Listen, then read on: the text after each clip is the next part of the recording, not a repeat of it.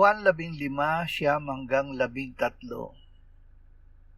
Kung paanong minahal ako ng Ama, ay gayon din naman minamahal ko kayo. Manatili kayo sa aking pagmamahal.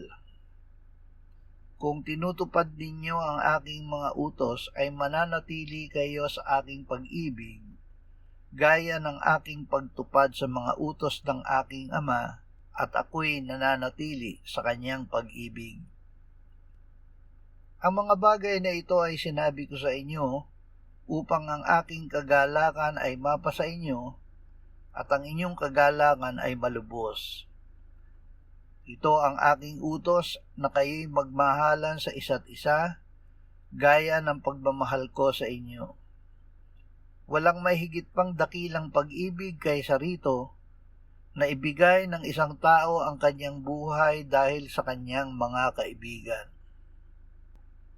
Pinakadakila ang pag-ibig.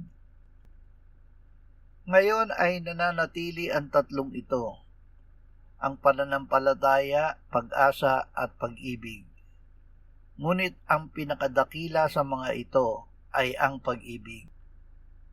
Ang pag-ibig ay pinakadakila dahil ito ang pag-ibig ng Ama sa kanyang anak, at ang pag-ibig ng anak sa tumutupad sa utos ng Ama. Sinabi ng Panginoong Hesus, kung ang isang tao ay nagmamahal sa akin, ay kanyang tutuparin ang aking salita, at sila'y mamahalin ng aking Ama, at kami lalapit sa kanya, at kami gagawa ng tahanang kasama siya. Kung tinutupad ninyo ang aking mga utos, mananatili kayo sa aking pag-ibig, gaya ng pagtupad ko sa mga utos ng aking Ama, at ako'y nananatili sa kanyang pag-ibig.